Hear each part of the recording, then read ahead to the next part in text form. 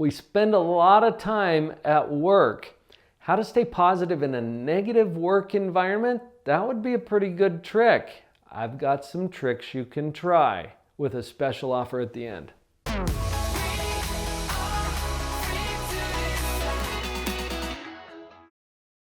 I think what we'll start with is just get you set up with a magic wand so you can take that to work and you can just magically just transform everything and now it's all positive. Or not. That's not what we're going to do, right? You know what? Every work environment has both upsides and downsides. Every one. You might be thinking right about, not my place. No, it's all negative. Is it? Then why are you working there? Oh, you need the money? Oh, well, that's an upside, isn't it? Yeah, the upsides and downsides to every work environment. Notice what you're choosing to focus on. Because if you've decided this is a negative work environment, then you're labeling it a negative work environment. I'm not arguing with you that there are negative components or that there are some downsides.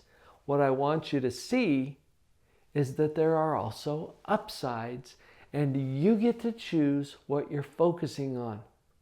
This alone is powerful because what you focus on, you feel. What you think about comes about. And you've got something to do with your experience there. I'm not here to tell you how to think.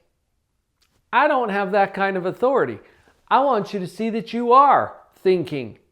And the way you have judged your work environment is going to affect your feelings.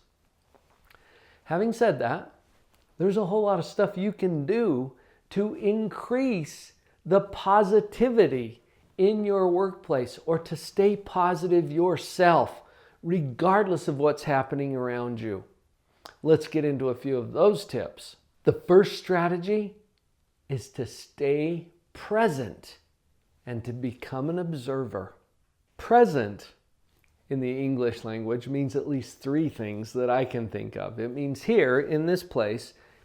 It means now, in this time. And it means gift, because it becomes a gift to you and everyone else around you when you can stay here and now. What is it that you're doing at work?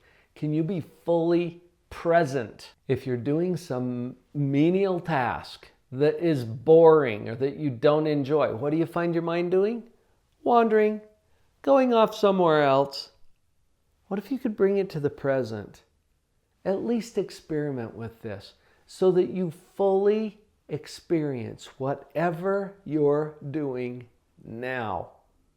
I always think of the example of washing the dishes, okay? Because who likes washing the dishes? At home, you're doing the dishes and your mind is off somewhere else. We have psychological research that shows if your mind is off somewhere else, you're at more risk for depression and anxiety. So that's why this is so important. Bring it back to the here and now. I'm doing the dishes. Oh, what is there about the dishes that can be enjoyed right here, right now? It's interesting, when you become fully present, you start to observe your life in a way that actually increases your power to change it. That's a little bit of a paradox. Go with me on this for just a minute. Picture the dishes. Feel the warmth of the water on your hands. Notice the way the look of the dishes changes when it goes from dirty to clean.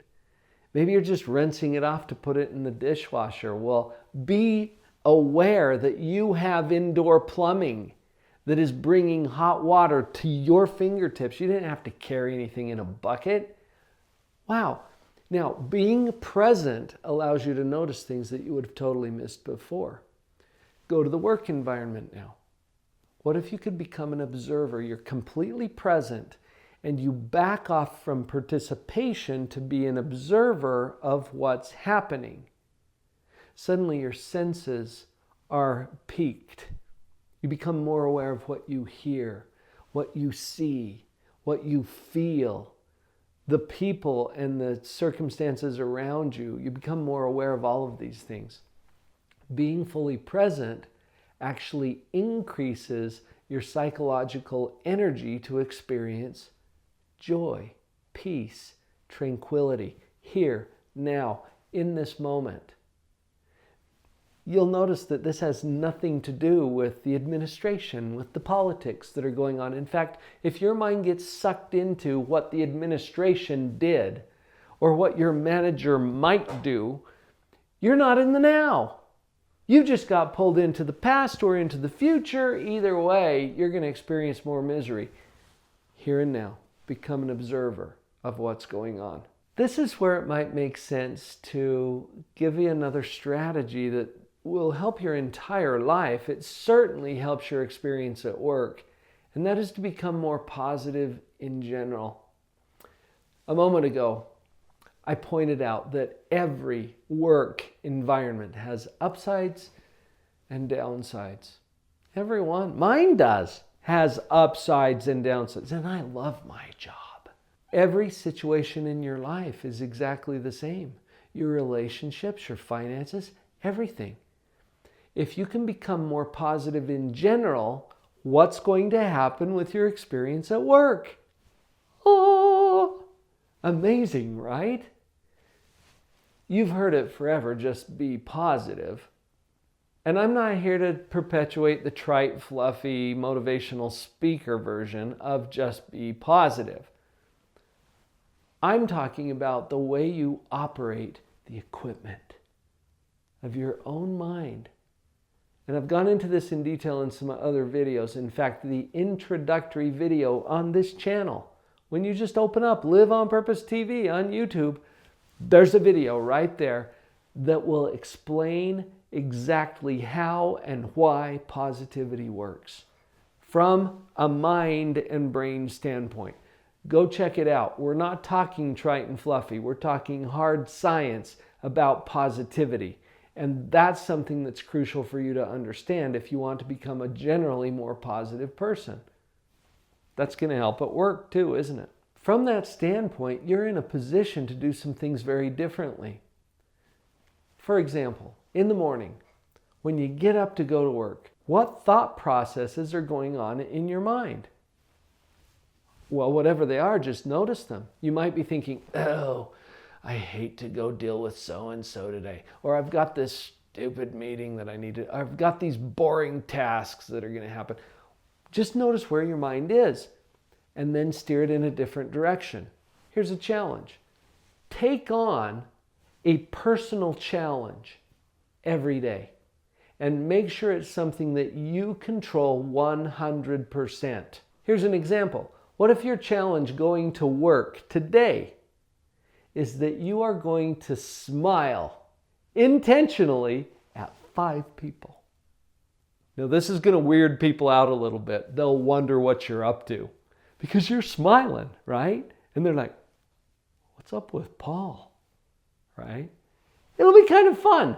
You could observe how people react to you, but that's just an example of one of the challenges you could take on. What if your challenge is to find 3 people today to make a meaningful difference in their life? Whatever that is for you, it could be defined any way that you choose. Find 3 people. This could be a customer, coworker, could be your manager or your boss. Find 3 people that you could make a meaningful difference for today. Now notice what happens when you change your goal about going to work. That might help you to stay positive in a negative work environment. One final idea for you, and then I've got something that I think you're going to value. I had a chance not too long ago to attend an amusement park with my family. You know when you're getting on the ride at the amusement park, and this young person who's working there in the park, wearing all the uniform and running the ride, says to you, hold on tight and have fun. What brilliant advice! Hold on tight and have fun. Don't get too tipped over by what's going on at work. You become an observer. You can start enjoying some of what you're observing and you're fastened in securely. So hold on tight and have fun. I love that idea. Let's apply that in the workplace as well. What would it be worth to you to become more positive, not only at work, but in your entire life? The Positivity Powerup is what we've created for you to do just that. This is a 6-module course. You get to do it at home study. I teach all of those courses. You'll get a downloadable workbook to go with all of the videos. Check it out today, positivitypowerup.com. This is your chance to feel more confidence and be more positive in every aspect of life.